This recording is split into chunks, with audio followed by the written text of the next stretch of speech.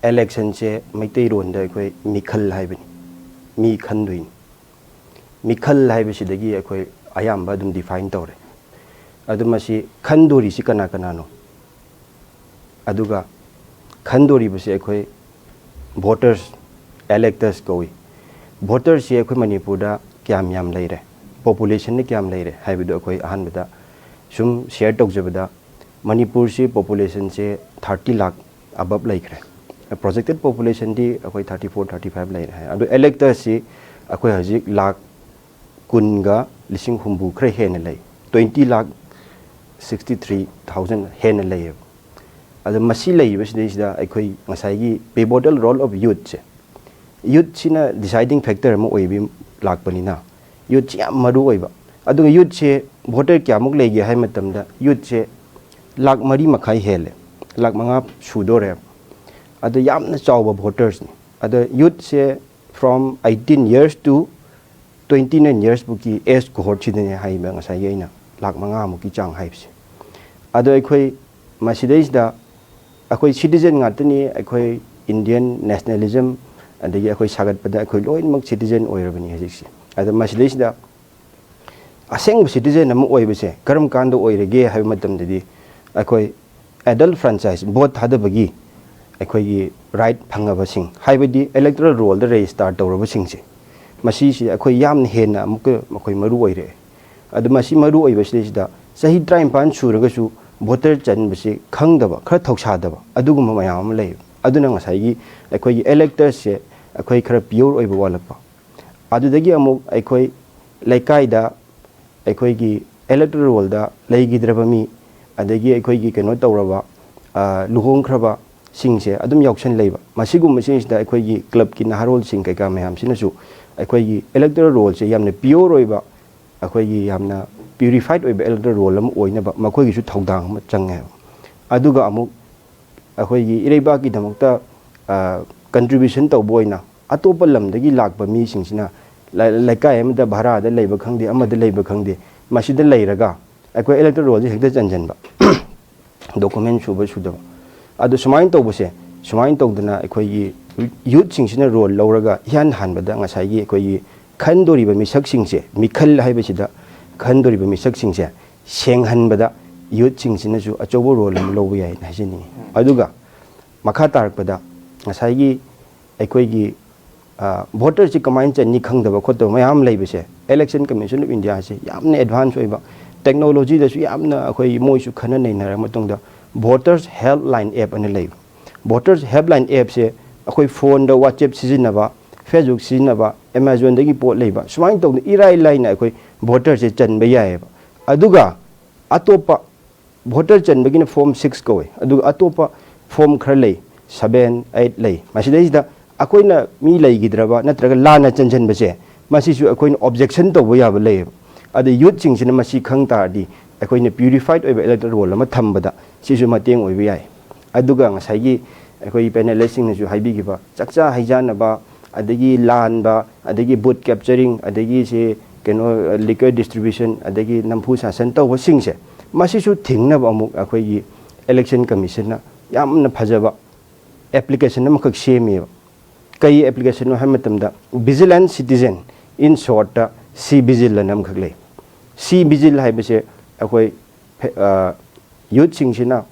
application je install tawbiraga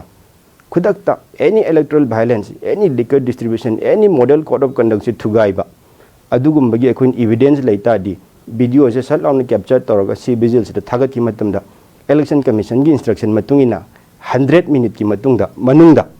adugi ngasai problem se solve tawgodamne adudi ngasai akhoi youth mayam sina joint force oina tawraga ngasai gi C vigil app haiba vigilant citizen haibase masi se install tawta di kaigumba khra de khoi electoral violence prevent tawba yabagi akhoi room ama su leire adu hojik su akhoi home department gi adagi atei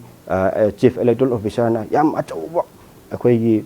comprehensive akhoi step lokot badi ai khar khar ujare critical oiba polling station kya ama adagi yamna thagat ningai oiba wang khangna akhoi gi displaced citizen singse makhoi gi su right mangba ya den makhoi su vote thada hani kaina ꯑꯩꯈꯣꯏꯒꯤ ꯊꯣꯛꯂꯛꯄꯁꯦ ꯃꯈꯣꯏꯒꯤ ꯚꯣꯏꯁꯇꯨ express ꯇꯧꯅꯕ ꯇꯥꯟꯖꯥ ꯑꯃ ꯄꯤꯕꯁꯦ ꯃꯁꯤꯗꯤ ꯊꯥꯒꯠꯅꯤꯡꯉꯤ ꯑꯗꯨꯒ ꯁꯨꯃꯥꯏꯅ ꯇꯧꯗꯅ ꯑꯩꯈꯣꯏꯅ ꯌꯨꯠꯁꯤꯡꯗ ꯑꯩꯅ ꯍꯥꯏꯅꯤꯡꯕꯁꯦ ꯌꯥꯝꯅ ꯑꯩꯈꯣꯏꯒꯤ ꯐ꯭ꯔꯦꯟꯂꯤ ꯑꯣꯏꯕ ꯀꯟꯇꯦꯁ ꯑꯃ ꯑꯣꯏꯍꯜꯂꯒ ꯄꯤꯁꯐꯨꯜ ꯏꯂꯦꯛꯁꯟ ꯑꯣꯏꯍꯟꯕ ꯑꯗꯨꯒ ꯃꯁꯥ ꯃꯁꯥꯒꯤ ꯋꯥꯈꯜꯅꯤ ꯃꯁꯥ ꯃꯁꯥꯒꯤ ꯑꯄꯥꯝꯕꯅꯤ ꯑꯗꯨ ꯃꯁꯥ ꯃꯁꯥꯒꯤ ꯑꯩꯈꯣꯏꯒꯤ ꯔꯥꯏꯠꯅꯤ ꯑꯗꯨꯅ ꯃꯨꯟꯅ ꯗꯥꯏꯖꯦꯁ ꯇꯧꯔꯒ ꯅꯣ ꯌꯣꯔ ꯀꯦꯟꯗꯤꯗꯦꯠꯁꯦ ꯑꯃꯨꯛꯀꯁꯨ ꯑꯦꯞ ꯑꯃꯅꯤ ꯁꯤꯁꯨ KYC ꯑꯅ ꯃꯁꯤꯁꯦ ꯇꯧꯔꯒ ꯀꯦꯟꯗꯤꯗꯦꯠꯁꯤꯡꯁꯦ ꯃꯁꯛ ꯃꯨꯟꯅ ꯈꯪꯉꯒ ꯐꯖꯅ ꯑꯦꯅꯥꯂꯥꯏꯁ ꯇꯧꯔꯒ ꯑꯩ ꯚꯣꯠꯁꯦ ꯑꯗꯨꯃꯥꯏꯅꯒ ꯄꯤꯍꯟꯅꯤꯡꯉꯤ ꯑꯗꯨꯅ ꯌꯨꯠꯁꯤꯡꯁꯦ ꯏꯟꯐ꯭ꯂꯨꯌꯦꯟꯁꯇ ꯆꯠꯍꯟꯗꯕ ꯑꯗꯨ ꯃꯁꯥꯒꯤ ꯑꯣꯏꯕ ꯋꯥꯈꯟꯗ ꯇꯧꯔꯒ ꯑꯗꯨꯃꯥꯏꯅ ꯃꯁꯤ ꯑꯩ ꯊꯝꯖꯒꯦ ꯁꯨꯃꯥꯏꯅ ꯃꯁꯤꯁꯦ ꯁꯣꯔꯠ ꯗ꯭ꯌꯨꯔꯦꯁꯟꯗ ꯃꯦꯟꯈꯠꯄ ꯌꯥꯅꯕ ꯑꯩꯈꯣꯏ ꯌꯨꯠꯀꯤ ꯔꯣꯜꯁꯤꯗꯤ ꯌꯥꯝꯅ ꯃꯊꯧ ꯇꯥꯏ ꯍꯥꯏꯕꯁꯤꯃꯗꯤ ꯑꯩꯈꯣꯏ ꯄꯨꯝꯅꯃꯛꯅ ꯌꯥꯃꯤꯟꯅꯁꯤ ꯌꯨꯠꯁꯤꯡꯁꯤꯒꯤ ꯀꯟꯅꯅꯕ ꯑꯩꯈꯣꯏꯒꯤ ꯑꯦꯅꯤ ꯏꯟꯐ꯭ꯂꯨꯌꯦꯟꯁꯇꯒꯤ ꯍꯥꯏꯇꯥꯔꯦ ꯏꯟꯐ꯭ꯂꯨꯌꯦꯟꯁꯔꯁꯤ ꯌꯥꯝ ꯂꯩ ꯍꯧꯖꯤꯛꯀꯥꯟꯁꯦ ꯁꯣꯁꯤꯌꯦꯜ ꯃꯦꯗꯤꯌꯥꯗ ꯑꯩꯈꯣꯏꯒꯤ ꯐꯦꯁꯕꯨꯛꯀꯤ ꯄꯦꯖ ꯑꯣꯏꯕ ꯑꯗꯩ ꯑꯃ ꯏꯟꯐ꯭ꯂꯨꯌꯦꯟꯁꯔꯅꯁꯨ ꯍꯥꯏ ꯃꯈꯣꯏꯁꯦ ꯏꯟꯐ꯭ꯂꯨꯌꯦꯟꯁꯔꯁꯤꯡꯁꯦ ꯇꯁꯦꯡꯅ ꯈꯟꯒꯠꯂꯒ ꯑꯩꯈꯣꯏꯒꯤ ꯃꯈꯣꯏꯁꯤꯡꯁꯦ ꯑꯃꯨꯛꯀ ꯍꯦꯟꯅ ꯄ꯭ꯔꯖꯥꯁꯤ ꯏꯟꯐ꯭ꯂꯨꯌꯦꯟꯁ ꯇꯧꯅꯕ ꯃꯈꯣꯏꯒꯤ ꯑꯩꯈꯣꯏꯒꯤ ꯂꯣꯕꯤꯕꯨ ꯑꯗꯨꯝ ꯇꯧꯅꯕ ꯎꯔꯦ ꯑꯗꯣ ꯃꯁꯤ ꯑꯩꯈꯣꯏꯅ ꯈꯪꯒꯗꯕꯁꯦ ꯄꯔꯁꯅꯦꯜ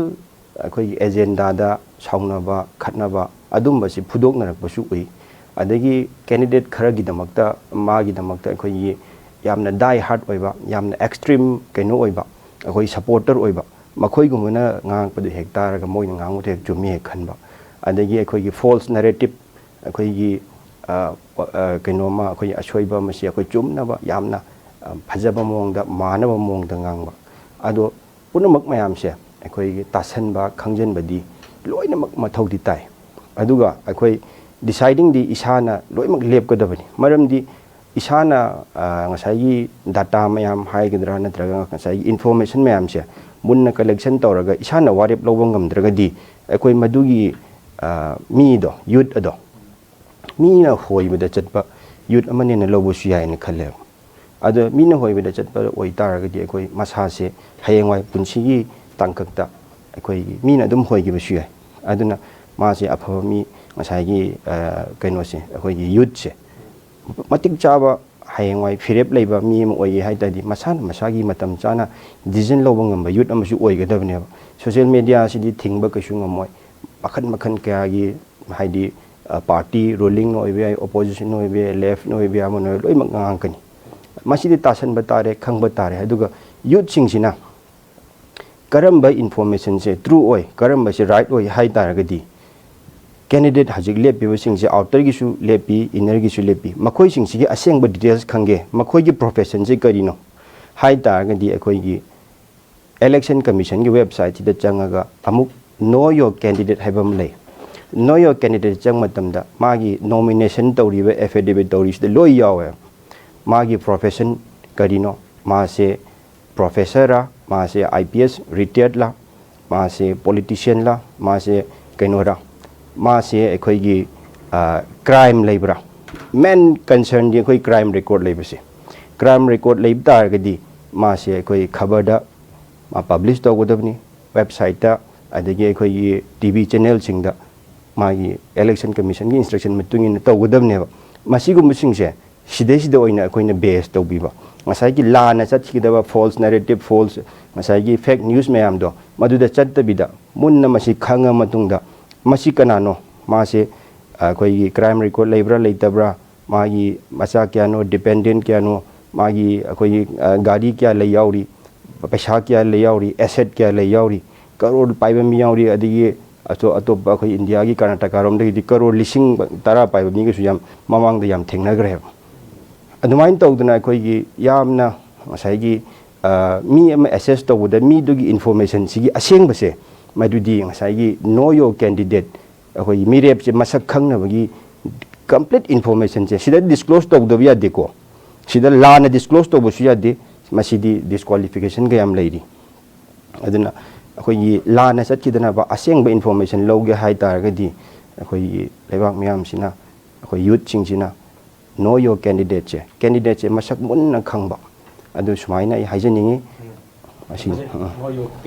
अखोइगी पैसा से लौब यादे लौब फते ꯂꯧꯕꯁꯤ ꯀ꯭ꯔꯥꯏꯝꯅꯤ ꯃꯥꯒꯤ ꯑꯩꯈꯣꯏ ꯄꯅꯤꯁꯃꯦꯟ ꯂꯩ ꯑꯗꯨꯕꯨ ꯑꯩꯅ ꯐꯅ ꯍꯥꯏꯗꯨꯅꯁꯨ ꯃꯥꯒꯤ ꯏꯃꯨꯡꯗꯨꯒꯤ ꯅꯨꯡꯗꯥꯡꯒꯤ ꯆꯦꯡ ꯂꯩꯇꯕ ꯑꯣꯏꯔꯣ ꯅꯠꯇ꯭ꯔꯒ ꯌꯥꯝꯅ ꯑꯦꯛꯁꯇ꯭रीꯝ ꯅꯤꯠ ꯗꯔꯀꯥꯔ ꯂꯩꯕ ꯑꯣꯏꯇꯥꯔꯗꯤ ꯑꯩꯅ ꯐꯅ ꯍꯥꯏꯔꯁꯨ ꯃꯥꯒꯤ ꯏꯃꯨꯡꯗꯨꯒꯤ ꯑꯉꯥꯡꯗꯨꯒꯤ ꯁꯪꯒꯣꯝ ꯂꯩꯅꯕ ꯂꯩꯇ꯭ꯔꯦ ꯈꯜꯂꯣ ꯂꯧꯈꯤꯅꯤꯅ ꯈꯜꯂꯦꯕ ꯑꯗꯨꯕꯨ ꯊꯤꯡꯅꯕꯗꯤ ꯍꯣꯠꯅꯃꯤꯟꯅꯁꯤ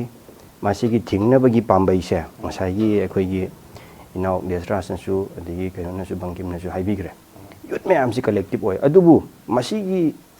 ꯀꯂꯦꯛꯇꯤꯕ ꯏꯐꯔꯠꯁꯤꯒꯤ ꯄꯣꯠꯁꯤꯗꯤ ꯑꯩꯈꯣꯏꯅ ꯗꯤꯁꯤꯖꯟ ꯂꯧꯕꯗꯤ ꯂꯥꯜꯂꯦꯕ ꯃꯁꯤꯗꯤ ꯂꯣ ꯑꯦꯟꯐꯣꯔꯁꯃꯦꯟ ꯑꯦꯖꯦꯟꯁꯤ ꯐ꯭ꯂꯥꯏꯌꯤꯡ ꯁ꯭ꯀꯣꯠ ꯑꯅ ꯂꯩꯒꯅꯤꯕꯀꯣ ꯁꯤꯗꯩꯗ ꯑꯩꯈꯣꯏꯁꯤ ꯊꯝꯒꯗꯕꯅꯦꯕ